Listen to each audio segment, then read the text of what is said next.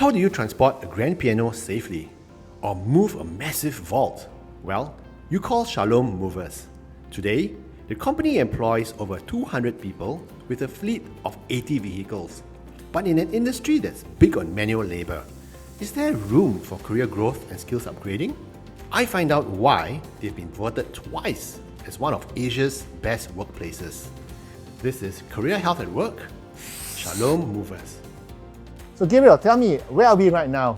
We are in the Shalom Material Store, and this is where the materials are issued to our staff on a daily basis. Wow, so what are these? I'm looking at this and these plastic things over here. These are all our various materials. You have the bubble pack, the corrugated roll, the hardboards, and the standard cartons. That's nice. How long have you guys been here? We've been here for slightly over 18 years. What about your other locations? Oh, we have a bigger warehouse over in the western part of Singapore. Wow, that's nice. Come, let's move up.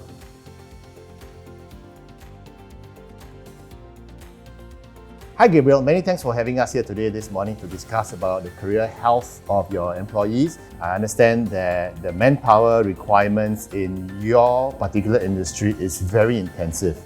How difficult is it to attract such talent to your organization? Well, I think one of the key things is that it's a shared pool of manpower, so it's definitely challenging. And in the industry where the attrition rate is really high, often 3 to 6 months, you experience a turnover. We are very proud to say that more than 45% of our staff have stayed 10 years or longer. How do you achieve that? Well, I attribute that to the family culture here at Shalom. Everyone really feels like a family, and in turn, our staff actually bring in their friends and family. We have sons and fathers working here, we have cousins working here. One of the challenges for hiring people into your organization could be the perception or misperception that it's a low-skill industry. What are your thoughts about that? Well, that's a perception that we are happy to change. We believe that moving is not just a low-skill job, but it actually entails a lot of skills, which is why we put our staff through a series of training. We have the Certified Packers, Certified Movers, and Certified International Movers courses, which are all curated in-house. And these courses are actually endorsed by ITE as well as the Institute for Adult Learning.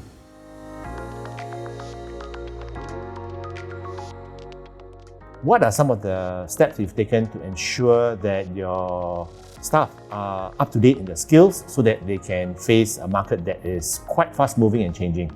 Earlier on, when we started our learning initiatives, I remember one of my operations field manager coming to see me, and he was telling me that he had not been to school for a period of time. And what I did was I actually embarked on lean management course with him at Singapore Institute of Technology. And after completing a university level course, it gave him the confidence and it encouraged him to actually want to do better. And in the process, he encouraged downline to also continuously improve.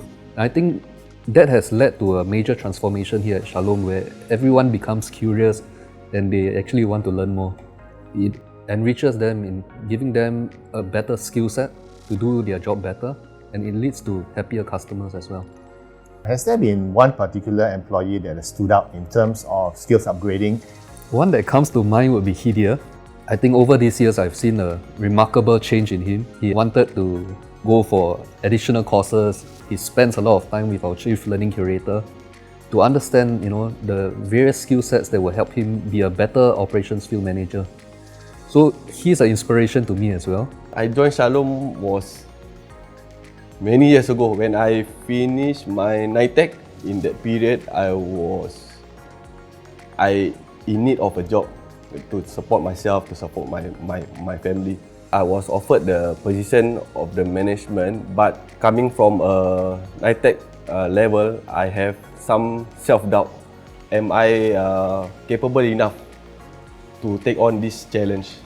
And the company, or rather Mr. Gabriel and Mr. Gideon, assured me that with their guidance and with the courses that they are sending me, they are confident for me to take up the management role. Today, Hidia is the company's operations field manager, and he manages all the moving teams and vehicles.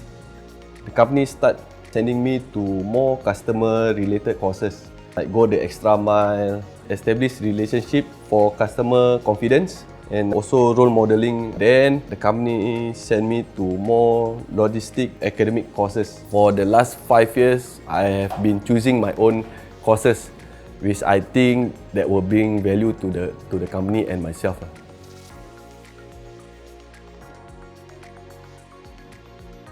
So, we've heard about skills upgrading from you. How about retention? What are some of the strategies that you've done that helps retention in your organization?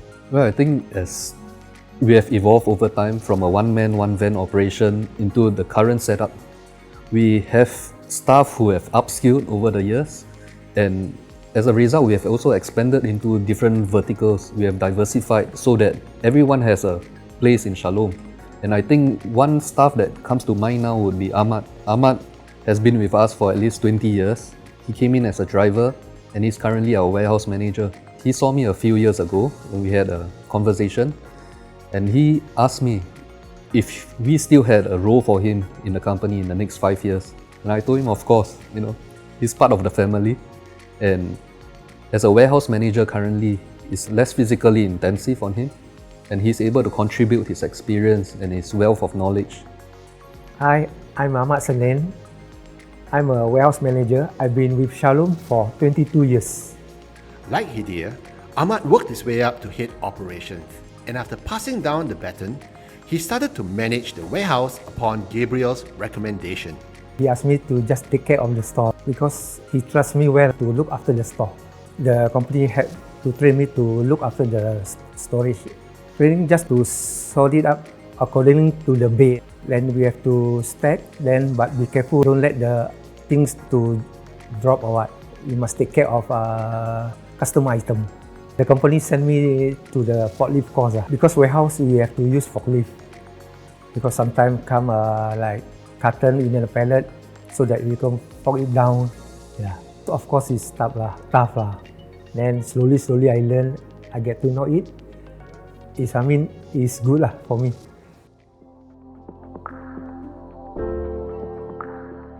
To find out how Shalom Movers does career planning for their staff, Noel from WSG is joining me and Gabriel for this discussion. So, we are very fortunate today to have Noel from WSG to share their insights on career planning with us today. Noel, thanks for coming. My pleasure. So, Gabriel, tell me, how do your staff get career advice on issues like career progression? Well, the formal way would be for them to sit down with our Chief Learning Curator, where he does a learning needs analysis and curates a career progression plan for them. There's also the informal way, of course, where we have a series of mentors who actually teach them on-job training, and through there, they are able to learn new skills. Tell me more about this person. Is he an in-house person or is he an external consultant? Well, we first got to know him through the Institute for Adult Learning, but he is well known to every single one of our staff, and we feel comfortable enough to share with him in depth on our needs and the ambitions that we have. Through the learning needs analysis, he understands the skill sets that is required to progress in terms of the new verticals, and from there he actually curates a OJT blueprint, and with all the necessary skills we are able to gather that new skill set and progress in the career. Thanks for sharing, Gabriel. Now, Noel, what exactly is structured career planning? Structured career planning is actually vital for maintaining and enhancing one's career health. Now, exactly what is one's career health? This is important too. Career health is actually a term describing the overall well-being, sustainability, and growth potential of an individual's career. During a structured career planning session, it's actually a series of sessions that's ongoing with the employee and the supervisor, where they engage in open two-way discussion, like what we're having right now.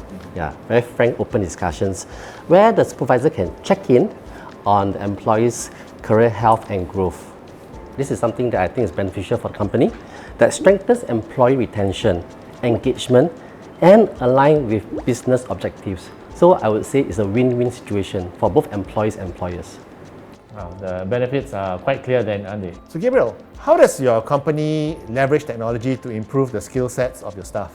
We do this in a series of ways. We have the fleet management system, we have CRM, We also employ equipment to actually elevate the work of our staff so that it is not so physically demanding for them. Lately, we have also been looking into the AI space. What exactly does it take to work and succeed in Shalom Movers? Simply put, we live by the 3 A's: attitude, attire, and attendance. With the right attitude, we think that everyone is teachable and everything is possible. And I think attendance, everyone can understand. With the correct attendance, regular attendance, you can then be dependable for the planning processes. Attire is important as well because we need to look presentable, and it shows that we take pride as professional, skilled logisticians.